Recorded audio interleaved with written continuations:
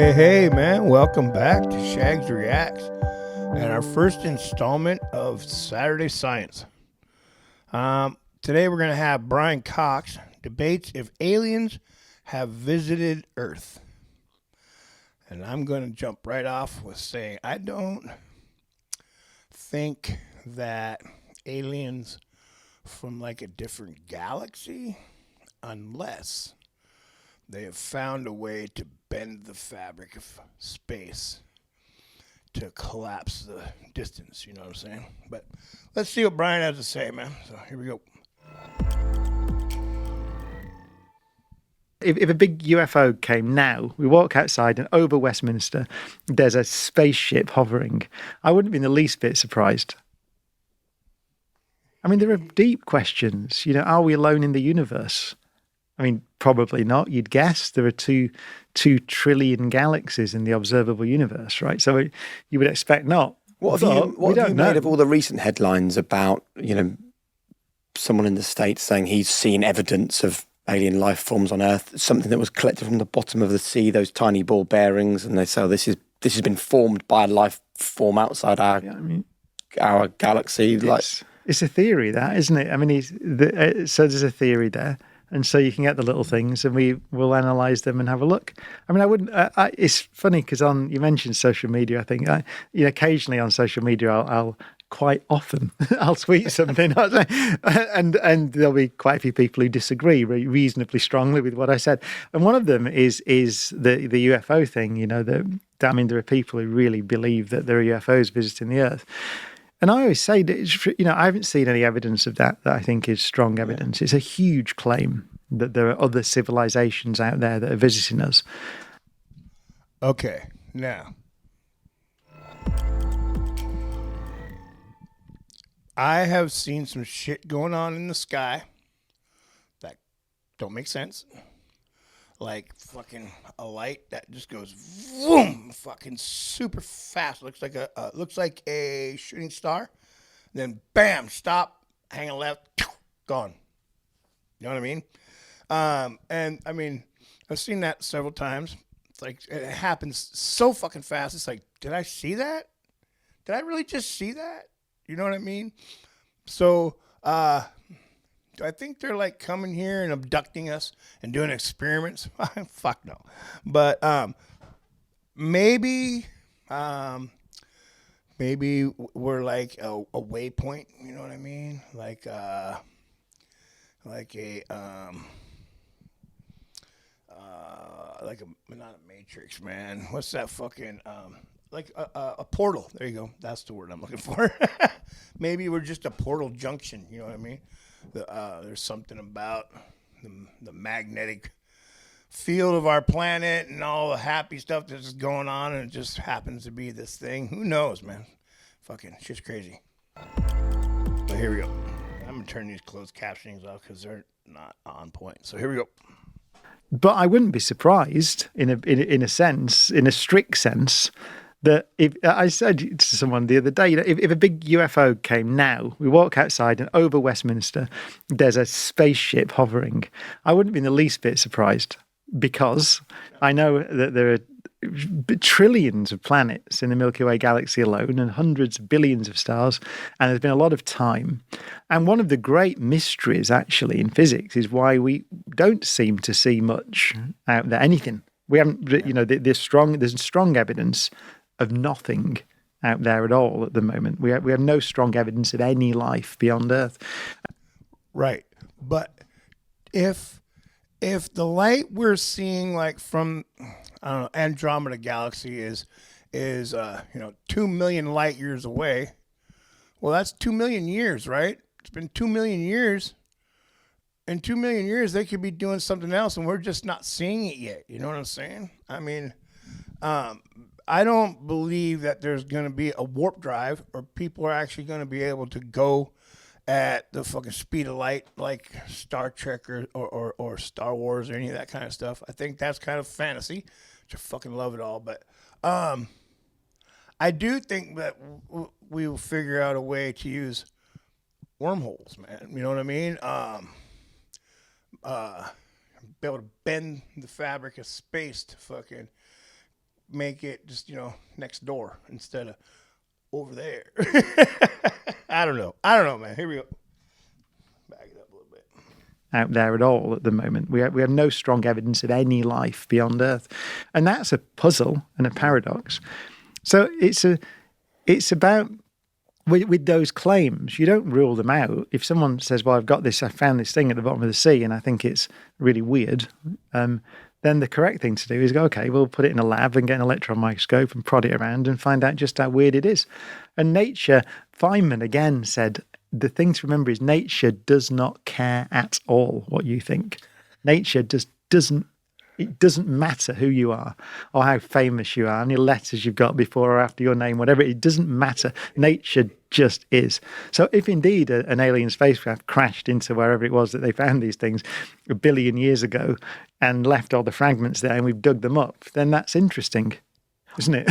but that's it. Oh, very. That's, but if it didn't, then that's also interesting because then we get a profound puzzle about why there don't seem to be many civilizations around. If we don't find a way of not compromising, but understanding that the world is very complicated, so then it's not only a single country, it's all the different countries with different cultures and different political histories and different views. If we don't find a way of sort of stopping arguing and trying to find a way to make that work, I've just given everyone the means to destroy themselves. So I personally have delivered the atom bomb, which is now has kind of raised the stakes on these arguments. This is the 50s. It's the middle of the now we're start of the Cold War. About AI being the kind of modern version of that atom bomb. Every time I open a newspaper or read something on the internet, it's like AI is going to end civilization, isn't it? We're having the same conversation again all these years later. Yeah. So there will be, whether that's the threat or, there's obviously... There are threats from all over the place. I still think the threat is probably human stupidity. I think it's what we've just been talking about. Well, just that the possibility that someone will just press the button still. We grew up with that. So it's interesting, actually. If you grew up in the 70s and 80s, you grew up with the world's going to get destroyed by nuclear bombs. They're all there. They're still there. And you still have the same kinds of problems and obviously international tensions. And so I think, for all the existential threats we talk about, and we've talked about, I remember, just as an aside, I remember on my radio show, The Infinite Monkey Cage, just before the pandemic, we did a show on pandemics. Right. And it was before the pandemic. And one of the experts said, right at the end, he said, I tell you, it's the bats are going to get us. It's the bats. And there's something going to come out of bats. I bet you that's what it is. And, even that is controversial. There's all sorts of theories about what happened with that virus. But ultimately, his point was that pandemics are really a big threat. Yeah. And of course, we basically ignored it. And thought, that's funny, isn't it? Yeah, pandemic. And then about 3 months later, there's a pandemic. But of all those threats, I still think that the big problem at the moment is how to get along as a global society in a world where we have the means to destroy ourselves. So it's not just a fight in a pub. It's exchanging nuclear weapons if we're not careful. Where are you? See, I think one of the big threats of our time is with all the ice melting, stuff that's been there for tens of thousands of years, or even longer.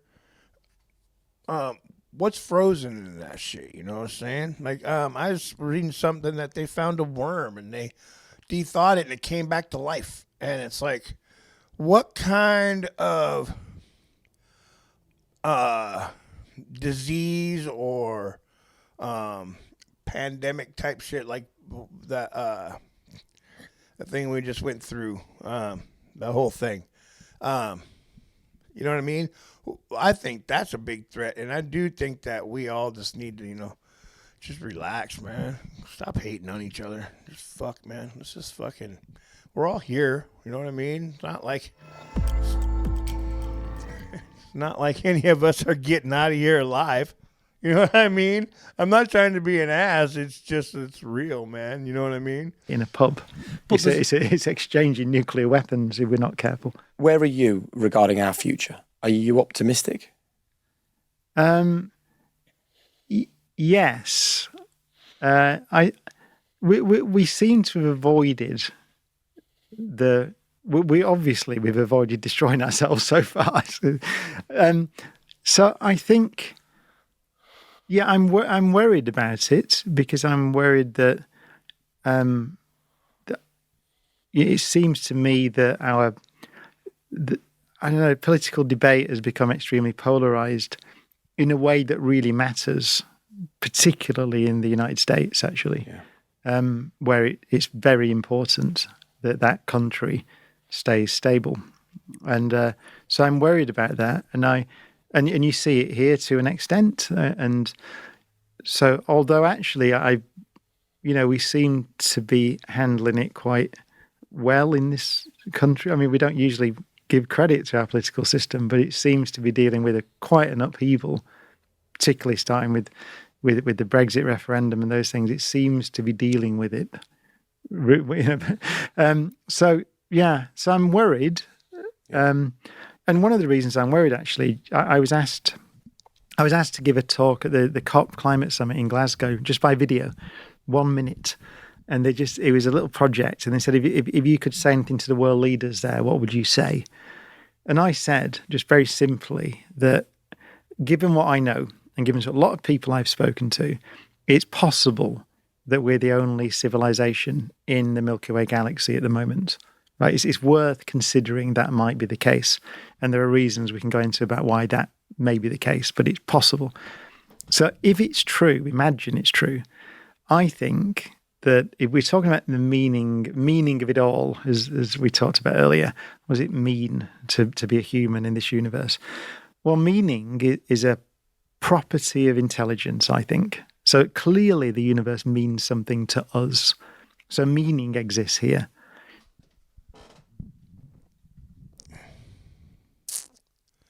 But see, we define intelligence by ourselves. Like we say, you stupid dog, but go do dog stuff. I bet you suck at it. We expect them to do human things, and understand human things. And you know what I mean? It's our definition of intelligence is very very thin, honestly. And the whole thing about being the only civilization in the Milky Way galaxy, I'm with that. What if there is only one civilization per galaxy? You know what I'm saying? But there's like 2 trillion galaxies. You know what I'm saying? So I mean, like, there's the possibility of 2 trillion other civilizations out there. I don't know. It's just I love space, man, because it's like, well, I mean, these guys fucking know all the shit, man. But I love just fucking theorizing shit. It's like they talk about the Big Bang, and this dude right here talks about 2 black holes that were circling each other, and then they collided. And it was like the most violent thing ever in the universe, and da-da-da. What if that was the Big Bang? What and there's the multiverse. Oh fuck, I love space. Anyway, sorry, I really went off on a tangent there. Here we go, man. Back to it. Clearly, the universe means something to us, so meaning exists here. But if there's no other intelligence out there in our galaxy, and we destroy ourselves, then we might eliminate meaning in a galaxy of 400 billion stars forever. That's what we might do. So consider that, world leaders. You have potentially a galactic-size responsibility to maintain meaning in a galaxy. And so that's why it bothers me, because I think that's true. So I think what we do here will have ramifications in that sense, way beyond the shores of our own planet. Because you look at, to me, a lifeless world A lifeless galaxy is a meaningless galaxy. Totally right. Really powerful. There's something really powerful on that. Like we were looking. Woo! That was a powerful statement right there. We'll back that up. I want to hear that again. Here we go. You look at, to me, a lifeless world, a lifeless galaxy is a meaningless galaxy. Totally right. Really powerful. There's something really powerful on that. Like we were lucky enough to interview Tim Peake, who spoke about the overview effect of that a lot of astronauts talk about being able to see the world from outside. The atmosphere gives you a sense of both how small we are, but also how magnificent life here is on the planet. You see it with as I said, I've been lucky to meet a lot of astronauts, Apollo astronauts as well, who tended to be test pilots. So they tended to be in those guys from the 60s and 70s, and they tended to be guys at the time the Apollo astronauts were really focused on flying those things as aircraft. But yet, you're right, all of them, every single one that I've been lucky enough to meet said the same thing. Which is the moment you're off the Earth and look at it against the blackness of space, you start to get a feeling that there's something really important here, way beyond everything else. So I think that's powerful. That's why I did say once that I thought it was when I don't know which prime minister. I think it was Boris Johnson. I said I think he should be sent into space, and I actually meant I meant he should bring him back as well. But I think I would, as a taxpayer, I would pay. I would gladly, a bit of my taxes went to, as soon as you became Prime Minister, you went up on one of those, even the little suborbital hop, go up and have a look. And I think it would be a very good use of money and then come back. And this fella, this guy right here, this dude right here, he was saying that that we're all made up of stardust, and I always say something about your shine, man. And Neil deGrasse Tyson said it. So when you're looking up at the night sky,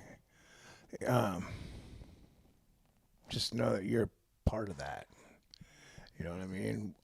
The carbon atoms in our body were made up of stardust. So I mean, it's pretty fucking neat, man. Anyway, back to this. Had nothing to do with this. Here we go. And have a look. And I think it would be a very good use of money and then come back. And it'd be, you could get a ticket for, it could be $1 million. It'd be a brilliant use of £1 million. It'd be fantastic because they come back with that in their mind. It's not going to fly. That's not going to be a very popular suggestion that we pay a prime minister to go on a jolly into space. But I think they should. Perspective for the world leaders would do us no harm at all.